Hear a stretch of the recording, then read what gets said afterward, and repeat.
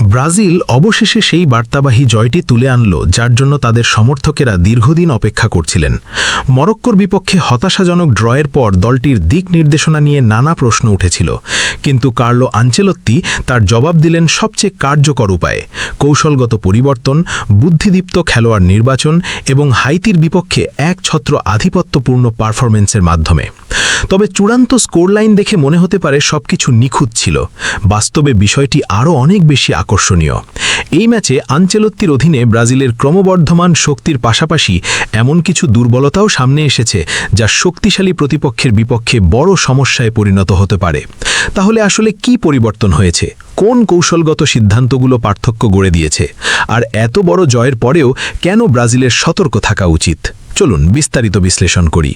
এই ম্যাচে নামার আগে ব্রাজিলের উপর যথেষ্ট চাপ ছিল। মরক্কোর বিপক্ষে ড্র তাদের আক্রমণভাগ এবং সৃজনশীলতার কিছু সীমাবদ্ধতা প্রকাশ করে দিয়েছিল। ফলে অনেক সমর্থক ও বিশ্লেষক প্রশ্ন তুলেছিলেন, আনচেলত্তির সিস্টেম কি কাঙ্ক্ষিত ফল দিচ্ছে? ইতালিয়ান কোচ সমালোচনাগুলো মনোযোগ দিয়ে শুনেছিলেন বলেই মনে হয়, কারণ হাইতির বিপক্ষে তিনি ভিন্ন পরিকল্পনা নিয়ে মাঠে নামেন। ম্যাচ শুরুর আগে সবচেয়ে আলোচিত বিষয়গুলোর একটি ছিল ব্রাজিলের ফরমেশন।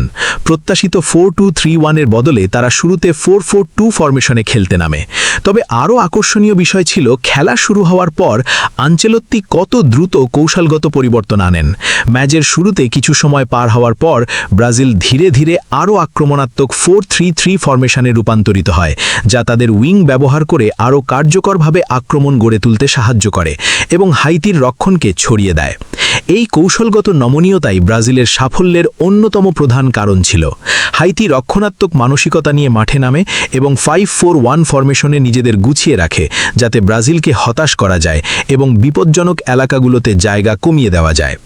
গভীর রক্ষণ ভাঙা বিশ্বের সেরা দলগুলোর জন্য সহজ নয়, কিন্তু আনচেলত্তির পরিবর্তনগুলো এমন গতিশীলতা ও প্রস্থ তৈরি করে যা হাইতির জন্য সমস্যার কারণ হয়ে দাঁড়ায়।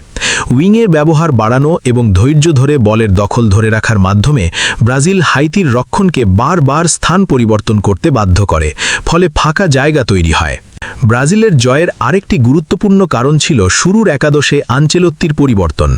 আগের ম্যাচগুলোর তুলনায় দুটি উল্লেখযোগ্য পরিবর্তন দেখা যায়, তবে সবচেয়ে প্রভাবশালী সিদ্ধান্ত ছিল ইগর থিয়াগোর পরিবর্তে মাতেউস কুনিয়াকে সুযোগ দেওয়া। এই সিদ্ধান্তটি এক কথায় মাস্টার স্ট্রোক প্রমাণিত হয়।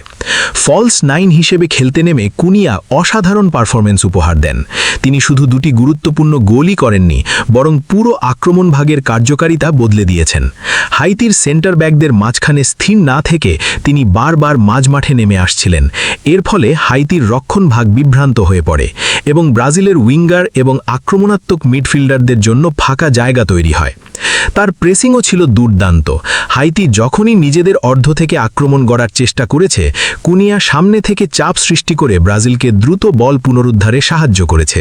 সবচেয়ে গুরুত্বপূর্ণ বিষয় হল তার গতিশীলতা ও পরিশ্রম ভিনিসিয়াস জুনিয়রের জন্য অতিরিক্ত জায়গা তৈরি করেছে, যা ভিনিসিয়াস ভালোভাবে কাজে লাগাতে পেরেছেন।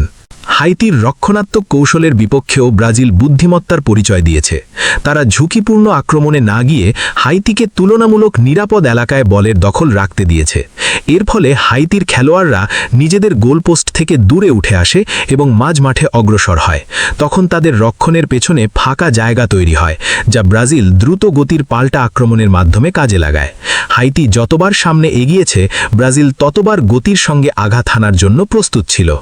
আক্রমণ ভাগের অনেক খেলোয়াড় প্রশংসা পাওয়ার যোগ্য হলেও ডাগলাস স্যান্টসও আবার বিশেষভাবে নজর কেড়েছেন। মরক্কোর বিপক্ষে ভালো পারফরম্যান্সের ধারাবাহিকতা বজায় রেখে তিনি হাইতির বিপক্ষেও দুর্দান্ত খেলেছেন। আধুনিক ফুটবলে একজন ফুলব্যাককে যেমন রক্ষণ ও আক্রমণ দুই দিকেই অবদান রাখতে হয়, ডাগলাস স্যান্টস ঠিক সেটাই করেছেন। তার পজিশনিং, ওভারল্যাপিং রান এবং রক্ষণাত্মক সচেতনতা ব্রাজিলকে আক্রমণে প্রস্থ দিয়েছে, একই সঙ্গে পাল্টা আক্রমণের বিপক্ষে নিরাপদও রেখেছে। তিনি যদি এই ধারাবাহিকতা বজায় রাখতে পারেন, তাহলে আনচেলত্তির পরিকল্পনায় অন্যতম গুরুত্বপূর্ণ খেলোয়াড় হয়ে উঠতে পারেন। তবে এত বড় জয়ের পরেও ব্রাজিলের আত্মপুষ্টিতে ভোগার সুযোগ নেই। স্কোরলাইন যতই স্বস্তিদায়ক হোক না কেন, আরও শক্তিশালী দলগুলো এমন দুর্বলতা খুঁজে বের করবে যা হাইতি পুরোপুরি কাজে লাগাতে পারেনি। আর সামনে যখন স্কটল্যান্ডের মতো কঠিন প্রতিপক্ষ, তখন উন্নতির জন্য কয়েকটি গুরুত্বপূর্ণ ক্ষেত্র স্পষ্ট হয়ে উঠেছে। উঠেছে। সবচেয়ে বড় উদ্বেগের একটি হল দীর্ঘ পাসের নিখুঁততা। পুরো ম্যাচ জুড়ে ব্রাজিল দ্রুত খেলার দিক পরিবর্তন বা রক্ষণের পেছনে আক্রমণ গড়ার উদ্দেশ্যে অনেক লং পাস দিয়েছে। পরিকল্পনাটি সঠিক ছিল, কিন্তু বাস্তবায়ন ছিল হতাশাজনক। অনেক পাসই লক্ষ্যভ্রষ্ট হয়েছে, ফলে দলের ছন্দ নষ্ট হয়েছে এবং হাইতি রক্ষণ পুনর্গঠনের সুযোগ পেয়েছে। স্কটল্যান্ডের মতো শক্তিশালী দলের বিপক্ষে এমন ভুল অনেক বেশি মূল্য চোকাতে বাধ্য করতে পারে। আরেকটি সমস্যা ছিল অফসাইড ফাঁদে বারবার ধরা পড়া। পুরো ম্যাচ জুড়েই এই সমস্যা চোখে পড়েছে এবং এটি আক্রমণ ভাগের অন্যতম হতাশাজনক দিক ছিল। ব্রাজিলের দুটি গোল অফসাইডের কারণে বাতিল হয় এবং পুরো ম্যাচে প্রায় 10 বার খেলোয়াড়রা অফসাইডে ধরা পড়েন। এটি পাসদাতা এবং রান করা খেলোয়াড়দের মধ্যে সমন্বয়ের ঘাটতির ইঙ্গিত দেয়। আক্রমণাত্মক দৌড় অবশ্যই ইতিবাচক বিষয়, কিন্তু সঠিক সময় নির্বাচনও সমান গুরুত্বপূর্ণ। শক্তিশালী প্রতিপক্ষের বিপক্ষে আরও কার্যকর হতে হলে ব্রাজিলকে এই সমন্বয়ে উন্নত করতে হবে। ভিনিসিয়াস জুনিয়রও আলোচনার কেন্দ্রবিন্দুতে রয়েছেন। পরিসংখ্যান অনুযায়ী তিনি ভালো ম্যাচ খেলেছেন, একটি গোল করেছেন এবং আরেকটি গোলে অবদান রেখেছেন। বেশিরভাগ খেলোয়াড়ের জন্য এটি দুর্দান্ত পারফরমেন্স হতো, কিন্তু ভিনিসিয়াসের ক্ষেত্রে প্রত্যাশার মাত্রা অনেক বেশি। ম্যাচে কয়েকটি মুহূর্তে তিনি আরও ভালো ডিসিশন নিতে পারতেন। বেশ কয়েকবার তিনি কঠিন কোণ থেকে শট নেওয়ার চেষ্টা করেছেন, যখন বক্সের ভিতরে তার সতীর্থরা আরও সুবিধাজনক অবস্থানে ছিলেন। কিছু ক্ষেত্রে তারা সম্পূর্ণ ফাঁকায় ছিলেন এবং একটি সহজ পাসই গোলের পরিষ্কার সুযোগ তৈরি করতে পারত। ভিনিসিয়াস এখনও ব্রাজিলের সবচেয়ে বিপজ্জনক আক্রমণ ভাগের খেলোয়াড়দের মধ্যে একজন, তবে সিদ্ধান্ত গ্রহণে উন্নতি আনতে পারলে তিনি নিজে এবং পুরো দলই আরও কার্যকর হবে। মাঝমাঠ দিয়ে সৃজনশীলতা তৈরি করাও এমন একটি ক্ষেত্র যেখানে ব্রাজিলকে আরও উন্নতি করতে হবে। আধুনিক ফুটবলে থ্রু পাসই অনেক সময় সুসংগঠিত রক্ষণ ভাঙার চাবিকাঠি। মরক্কোর বিপক্ষে ব্রাজিল একটাও সাকসেসফুল থ্রু পাস দিতে পারেনি। হাইতির বিপক্ষে কিছুটা উন্নতি দেখা গেছে, যেখানে তারা 3টি সাকসেসফুল থ্রু পাস করেছে, কিন্তু শক্তিশালী প্রতিপক্ষের বিপক্ষে এটি এখনও যথেষ্ট নয়। স্কটল্যান্ডের রক্ষণ অনেক বেশি শৃঙ্খলাবদ্ধ হওয়ার সম্ভাবনা রয়েছে, ফলে তাদের রক্ষণ ভাঙতে আরও সৃজনশীলতা এবং নিখুঁততা দরকার হবে। সবশেষে বলা যায়, হাইতির বিপক্ষে এই জয়কে চূড়ান্ত সাফল্য হিসেবে দেখা উচিত নয়, বরং ইতিবাচক প্রোগ্রেস হিসেবে দেখা উচিত। আনচেলত্তির কৌশলগত পরিবর্তনগুলো স্পষ্টভাবেই কার্যকর হয়েছে। ফরমেশন পরিবর্তন সফল হয়েছে। মাতেউস কুনিয়া নিজের নির্বাচনের যথার্থতা প্রমাণ করেছেন। ডাগলাস স্যান্টস দারুণ ফর্ম ধরে রেখেছেন এবং ব্রাজিল আগের ম্যাচগুলোর তুলনায় আক্রমণে আরও বৈচিত্র্য দেখিয়েছে। তবে একই সঙ্গে এই ম্যাচ কিছু গুরুত্বপূর্ণ দুর্বলতাও সামনে এনেছে। লং পাসের নিখুঁততা, অফসাইড সচেতনতা, ফাইনাল থার্ডে ডিসিশন নেওয়া এবং মাঝমাঠ দিয়ে সুযোগ তৈরি করার ক্ষমতা।